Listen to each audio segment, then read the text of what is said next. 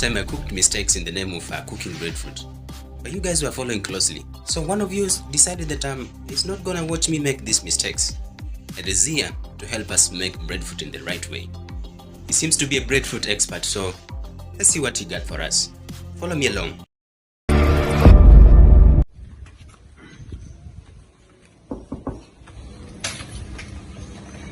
Harrison. What's up, my brother? How you doing? I'm fine.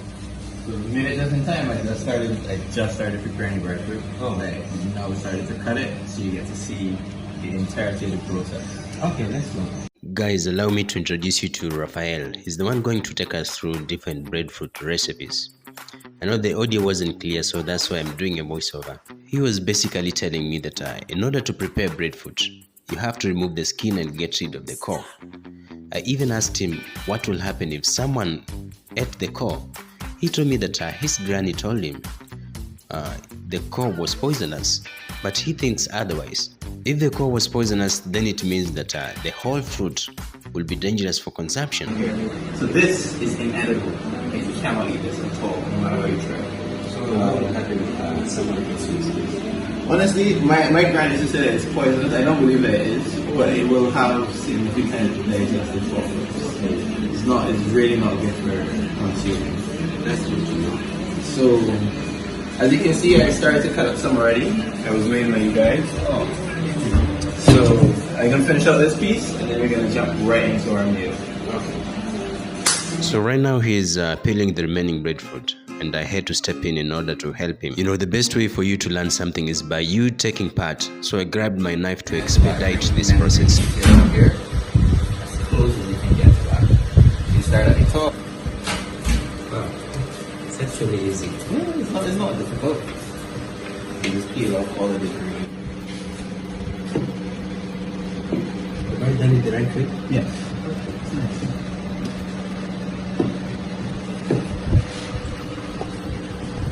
I think next time I'll have to teach someone. After today, you definitely have some more experience you can teach your friends. So what are these? Okay, so these are cut in the shape of boats. So today we're gonna do breadfruit 3 ways. We're gonna fry it, we're gonna bake it, we're gonna boil it. So these ones are used for the baking.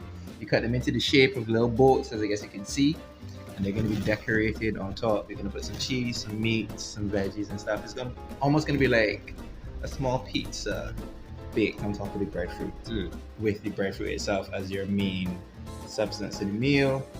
We're gonna boil some and make it into a fruit salad kind of setup, and then we're gonna do everyone's favorite type of food, fried. We're gonna have some seasoned breadfruit wedges. Oh, it sounds delicious. I'm even eager to test. No problem.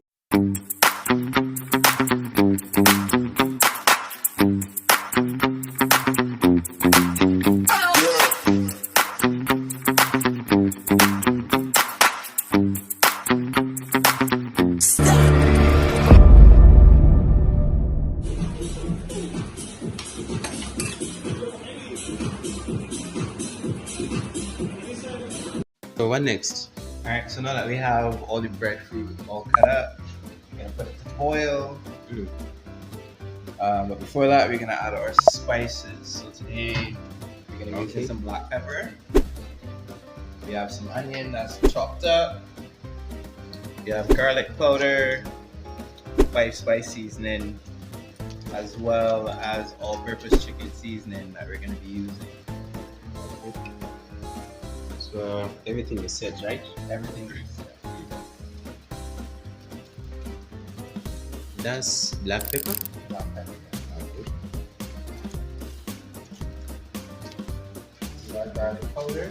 Yeah. So you don't want to use too much of this. So just a couple pinches. Make sure you spread it around properly. After which you're going to take the spoon and you're going to spread it around.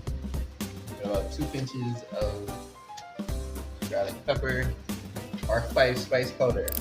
So this is a blend of mint, peppers, thyme, and other spices that are usually ground together to give that 5-spice flavor. Our sliced onions,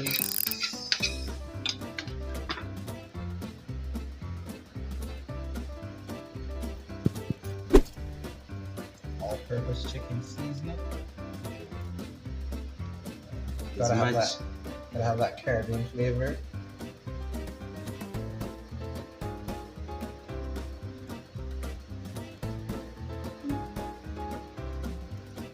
It's much that I still had to learn about making breadfruits. Yeah. The saute. And a little oil to prevent the breadfruits from sticking together. About a cupful should be fine for this much water, because you don't need a lot of oil, you just want to use it so as to give it some separation from the breadfruit. Okay. Smoking done. Like that, we are off. So we're gonna put this on a low heat for about 30 to 45 minutes. You're gonna check it in periods to see how soft the texture of the breadfruit is. When you find that your breadfruit has gotten really soft, then it is time for you to turn it off, let it cool, and we go into the next step of our dish making for today. But for right now, we're gonna put this down, let this sit for a bit, cover it, and wait until the water comes to boil, and then we're off again. Show up thirsty, staring at me like I can do something for you. You lick your lips, you think you're slick. You stalk like I'm a piece of meat. You're trying out and showing off. It's been about 15 minutes and let's see how we're progressing. The steam struck my olfactory nerves and it's actually smelling like boiled cassava. So he tried and he said the texture looks fine. Now we have to give it about another 10 minutes for it to soften further. So coming in from the part, you can see that it's very soft, but the outside hasn't softened up as yet. So you're probably going to give it about another 10 minutes or so, and that should be good for this batch. We're going to check on the next set now, see how that one is looking. Yeah. Wow, it's looking lovely. Ooh. And they're sticking quite soft too, even out at the ends. See if I can get this one picked up for us. As I guess you can see, it's breaking as I try to pick it up. So these ones will actually finish out before these. Probably going to be about 5 more minutes on those. But we're looking good, guys. We're looking good. Yeah. I'm so excited. Don't worry. Step 2 coming up just now. We're going to start on our chicken sauce. Sorry, tuna sauce.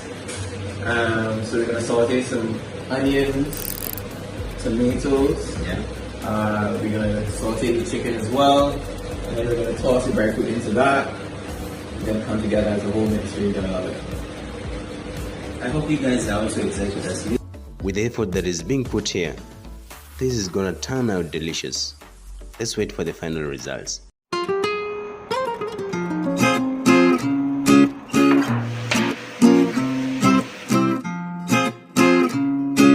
Success! That was terrible. That was exhausting. Ladies and gentlemen, right about now we are on our step number 2, preparing Creole sauce. I being the student, Raphael being the teacher. So it's made of tomato paste, onions, bell peppers, garlic along with seasonings. Similar in your pan, some oil on the low heat, add your tomato paste, some water, couple of tablespoons of wheat flour, be it refined or whole grain. Mix it up. Simmer, add your spices, salt, pepper, whatever you need. Great sauce. And you can use other meats besides fish as well. Instead of putting in fish, like we're gonna do, we could put in chicken, you could put in pork, you could put in whatever you fancy.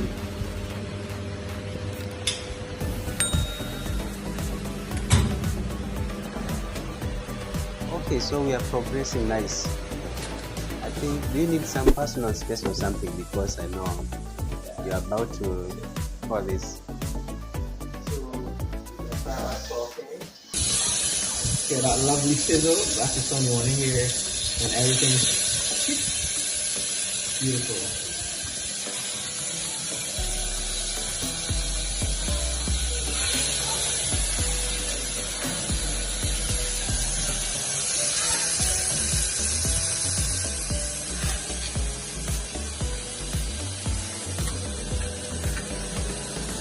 Now we try to add our paste.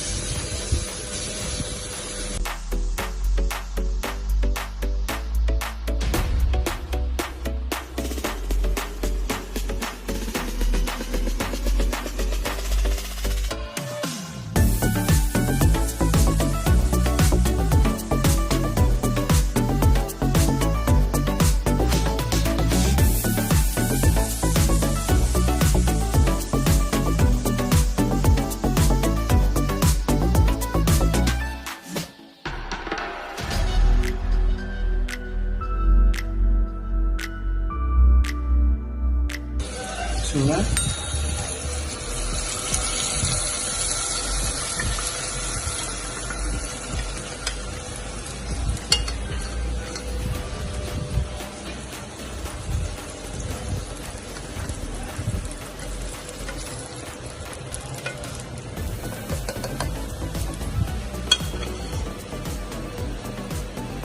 Cup of water.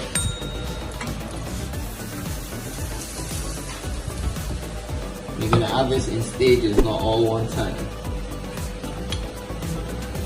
Similarly, with your flour, you're gonna get 1 tablespoon. Sprinkle that in there. And you stir. So as you're stirring it around, you know, you're mixing up your meats, you get any textures all spread around. As you can see how thick and rich it is getting. So that's why the water that we kept back earlier, we continue to add to help give it a thinner texture and quality as we go through the stirring process. But for right now, we want to see it with this thick, meaty looking texture. As we thin this out, then we add our flavors. Then we will add more water to help stretch it out and make it into the sauce that we want. But for right now, we're going great.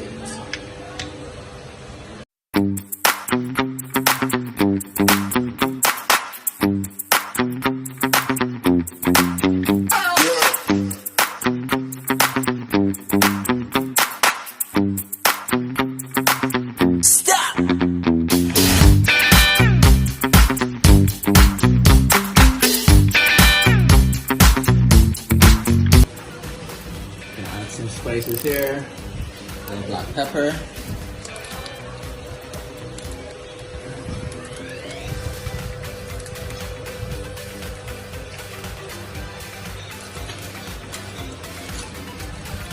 Minced garlic. And remember, as I said previously, you don't want to use too much of it because it has a very powerful taste in the minced form. About 2 pinches should be good for what you're doing.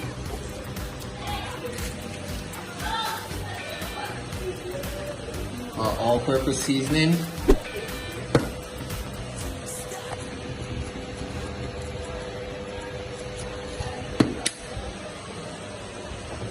And our last bit of water.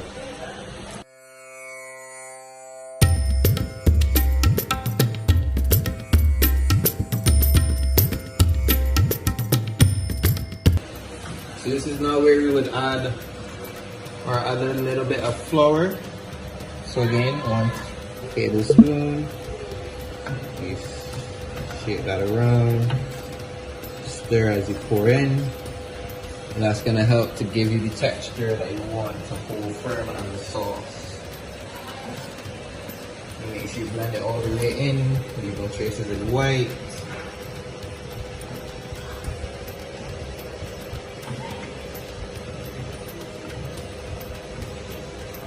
We have our nice Creole fish sauce. So what we're gonna do is we're gonna leave that there to allow it to simmer. You know, get a nice bubble going. Nice pretty bubble going on.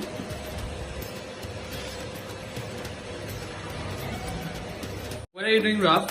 So right now I'm about to strain out one of the set of the steamed breadfruits. So we're gonna take it from in the pan here and line it on our cooling tray. After that, we're gonna dice it up, and then we're gonna start our Calypso Breadfruit bowl. You're gonna love that. Has some breadfruit, has some carrots, has a lot of fruit. You're gonna love it. This is for Harrison. Yes. But where is Harrison? I don't know. He said he's giving me space. What am I missing? No, that's okay. Bro, We moved on without you. you are not even here. This whole thing is going for you. And you're not even here. Still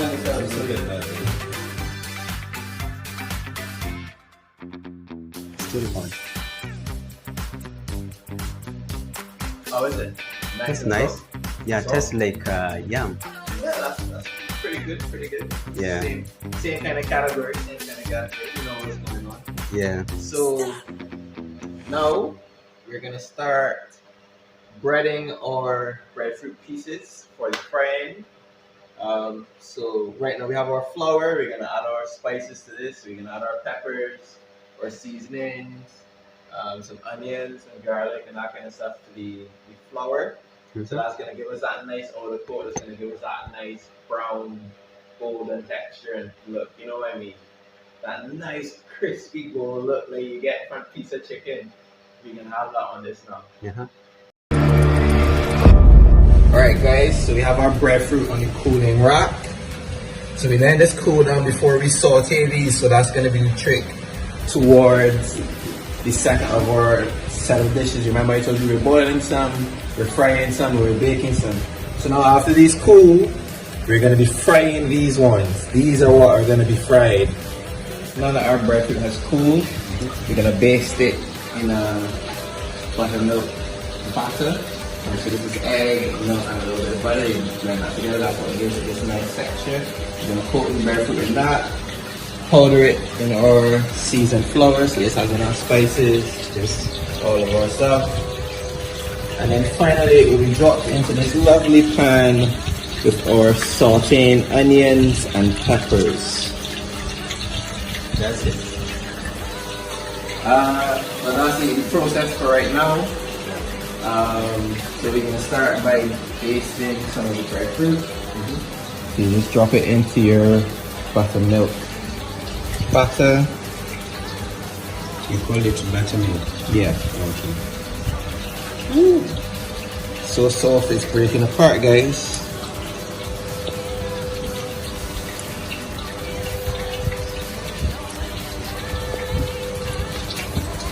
So we're gonna use these, we're gonna baste these, flour them, drop them into the pan, and then we're gonna do the next set. So you wanna make sure that both sides get a coating of buttermilk. So you're gonna turn them over, make sure it's nice and coated on both sides.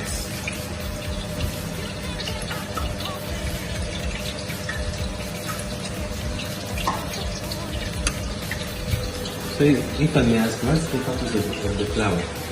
So the flour is what's gonna give us our seasoned in the seasoned wedges. So the flour is all seasoned up with our spices, our peppers, and so on.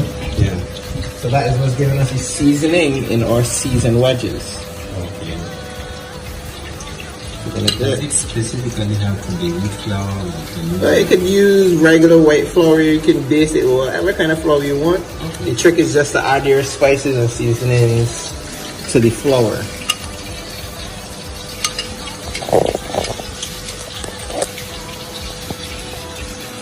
You want to make sure you get a nice coating all over the breadfruit, so that when you put it into the oil, you get that nice golden texture. Alright, you can pause it.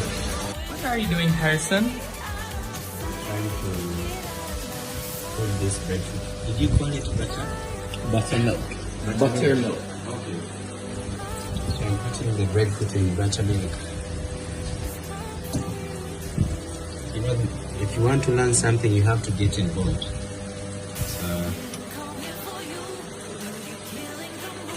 Thank you very much, Harry. You're welcome. Get these all nice and turned around.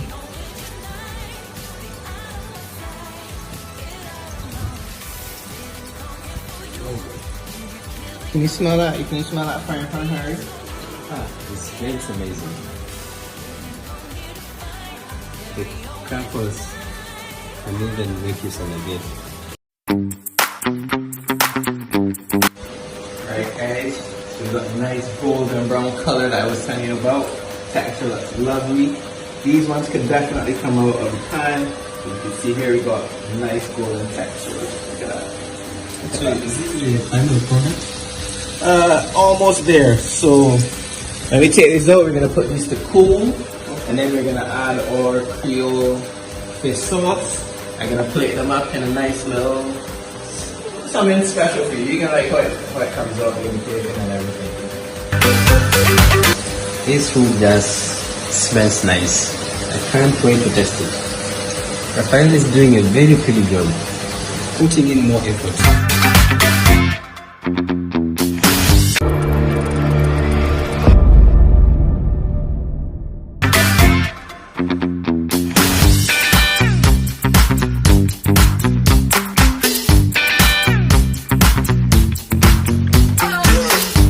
Ways of making breadfruit. So if you like the video, give it a thumbs up, share, subscribe to the channel, and share it with your grandma, your friends, your auntie. Tell them this is how breadfruit is made.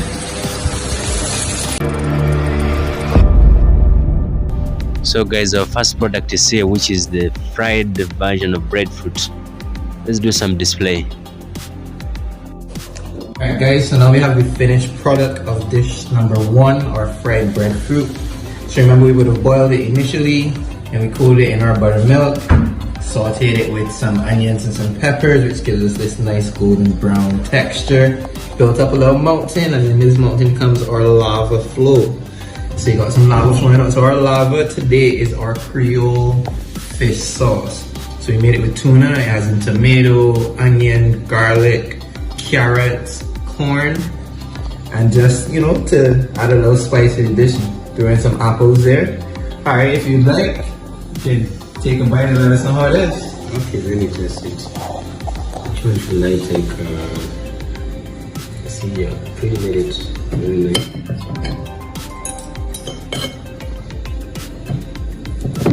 Should I dip in the sauce? You should definitely dip it in the sauce. That's what the sauce is there for. Okay, let me try it.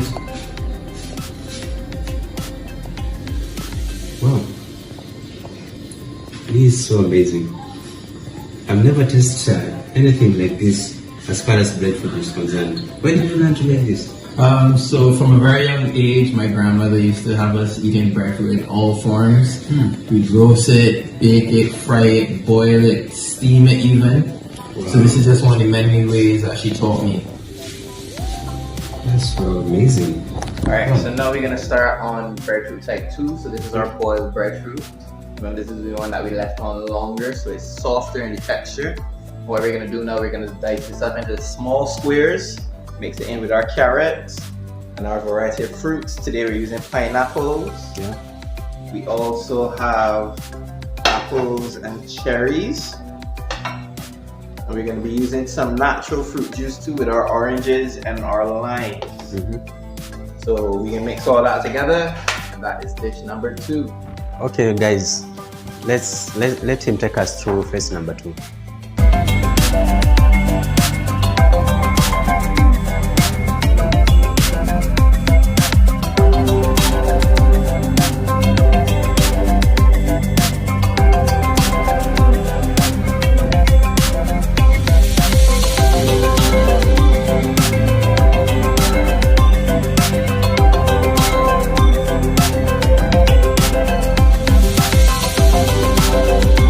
Alright guys, so now we have about 95% finished our baked breadfruit. So this is called the Calypso Breadfruit Bowl. Calypso. So Calypso is a type of music that is very popular in Barbados. And this is our Calypso Breadfruit Bowl. So you're probably wondering what's inside. So we have breadfruit, obviously, but it also has in apples, sliced cherries, pineapples, carrots, and the last and most important ingredient, natural fruit juice. So this is pineapple juice, orange juice, and lime juice. Then you're gonna pour this so it soaks down through your breadfruit to give you a nice flavor.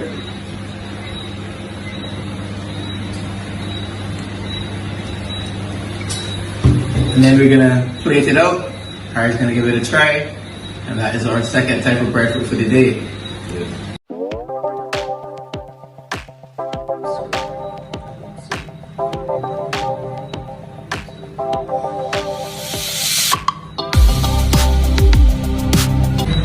This is actually an entree dish. So you would normally serve this, as a meal starter to get people's appetites opened up. So we're kind of eating backwards today because we ate the main course first. But here now we have our Calypso Breadfruit bowl.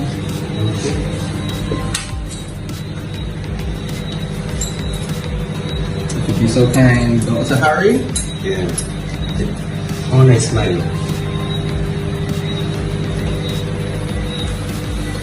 Guys, nothing comes close to this. It's so nice. Calypso, remember? Hey, come, let's eat it together. Sure. Yeah.